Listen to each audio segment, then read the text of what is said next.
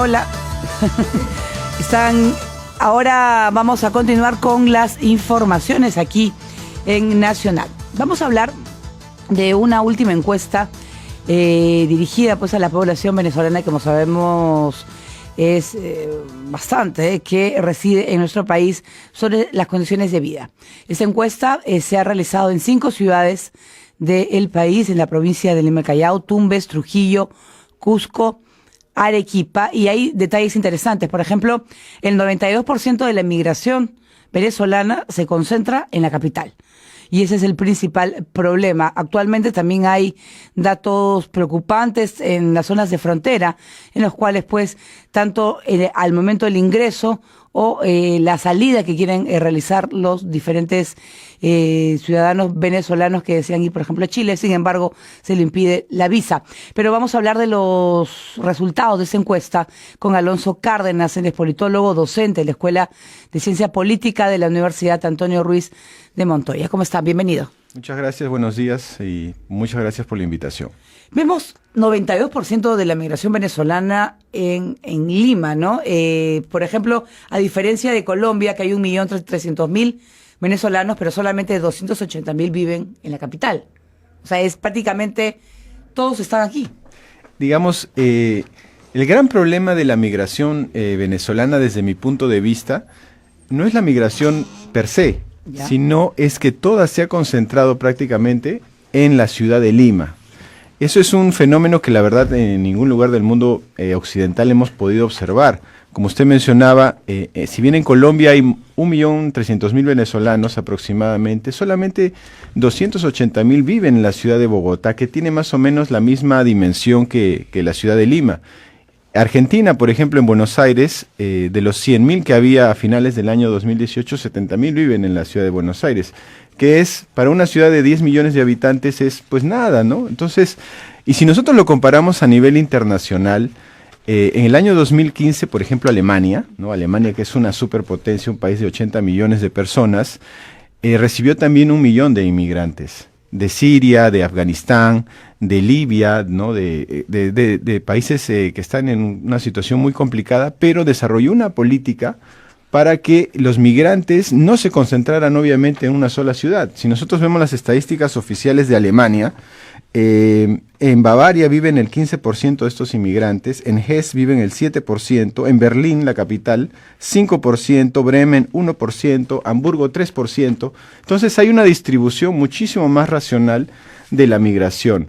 Lima, como ustedes saben y como todos los que vivimos en esta ciudad conocemos, es una ciudad con muchísimos problemas de acceso al agua, un transporte público que probablemente es el peor de América Latina, no hay espacios verdes, los servicios de salud están saturados, los servicios de educación están saturados. Si a eso le metemos 900.000 personas en un año y medio, pues tenemos un problema muy grave, ¿no? Pero vienen aquí porque consideran que hay más trabajo en Lima que en otras ciudades. Bueno, lo mismo que piensan los peruanos que históricamente han migrado a la ciudad. Entonces, el gran problema no es la migración como tal, sino que se ha distribuido de una manera muy mala. Si nosotros efectivamente hiciéramos una política para que, al igual que algunos otros países, por ejemplo, Colombia tiene un nivel de centralización muchísimo más alto que el de nosotros, porque existe Medellín, existe Cali, existe Bogotá, etcétera, pudiéramos satisfacer las enormes necesidades de profesionales que tiene el país a nivel descentralizado, podríamos manejar de una manera mucho más racional esta migración que no se va a detener. Tenemos que tomar en consideración que el Fondo Monetario Internacional está, digamos, calculando la hiperinflación en Venezuela en este año en 10 millones de %. Eso es algo que no se ha visto pues ni en los peores años del primer gobierno de Alan García, ¿no? Entonces, esto no se va a detener. Todavía hay 31 millones de habitantes viviendo en Venezuela.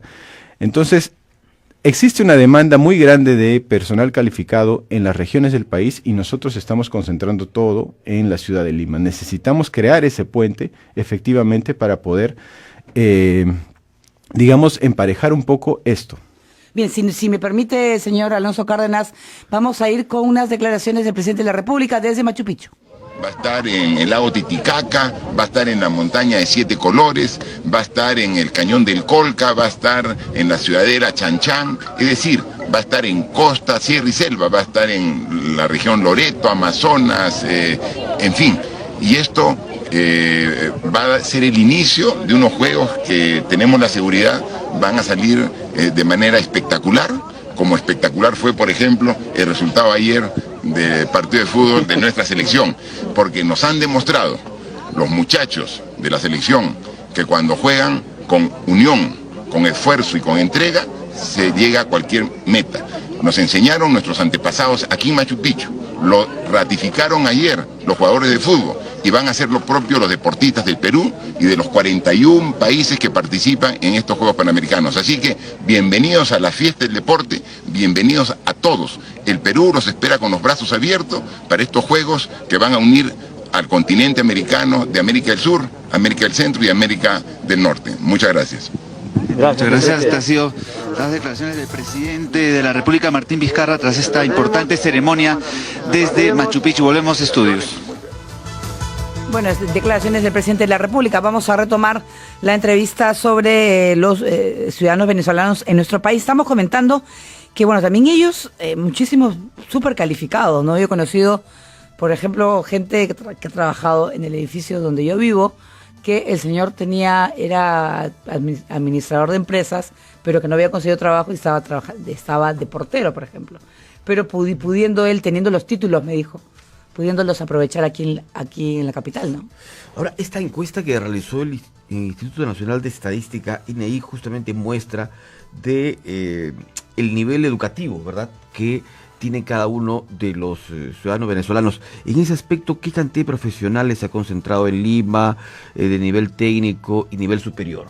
Bueno, esta es una información muy relevante porque nosotros necesitamos personal calificado. Claro. De acuerdo con los datos de la encuesta, 38% de los migrantes venezolanos tienen educación universitaria. 1% tiene maestría y doctorado y 20% tienen educación técnica superior. Estamos hablando del 60% de la población que ha llegado según los datos del INEI. Una alta mano de obra calificada. Claro, y la verdad, con todas las necesidades que tiene nuestro país, pues es un crimen que un médico esté vendiendo arepas en la calle, ¿no? Entonces necesitamos urgentemente desarrollar esta política, ¿no? Esta política para poder hacer el match entre las urgentes demandas de personal calificado que tiene el Estado peruano y el país en general, y esta migración que, como les decía yo, se ha concentrado de una manera absoluta en la ciudad de Lima, y eso creo que es lo que está generando tanta animadversión, porque además el lapso en que esta migración se ha dado en el Perú es muy corto. Si nosotros vemos las cifras de OIM, de migraciones del año 2017, en el Perú, en el año 2017 había 152,000 extranjeros. De ellos, apenas 37,600 eran venezolanos. Pero las últimas cifras que has dado Relaciones Exteriores, por ejemplo, nos dice que al 21 de junio del 2019, es decir, 18 meses después, se contabilizaban 850,000 venezolanos. Hemos pasado de fines del 2017 de 37,000 al día de hoy a 850,000. Eso es la verdad, no es ni siquiera ya migración, eso es un desplazamiento forzado por todos los problemas que tiene Venezuela. Entonces, si toda esa enorme masa de personas, además muchas de ellas muy calificadas, se concentran en la ciudad de Lima con todos los problemas que tiene Lima, pues vamos a tener y vamos a seguir teniendo problemas. Es muy importante que nosotros desarrollemos una política que haga un puente entre la oferta que ha venido y la demanda que tienen nuestras regiones, ¿no? Correcto. Vamos a ir a una pausa. Sí, así hacemos una pausa y vamos a volver con más información.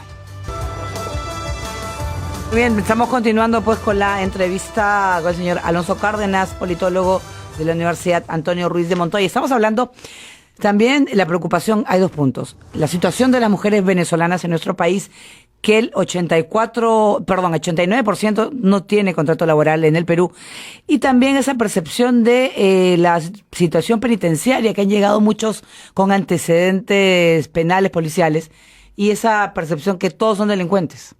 Bueno, esa es, digamos, una de las consecuencias desde mi punto de vista de esta masiva migración venezolana que se ha centralizado prácticamente toda en Lima, ¿no? Pero si vemos los datos, que es a lo que nosotros nos interesa, el INPE todos los meses emite un informe estadístico, ¿no? Y el último que tienen colgado en su página web es de enero del año 2019. Ahí lo que nos dicen es que de los 90,000 personas que están privadas de su libertad, solamente el 2% son extranjeros, es decir, 1.700 personas. De esas 1.700 personas, 274 son venezolanos.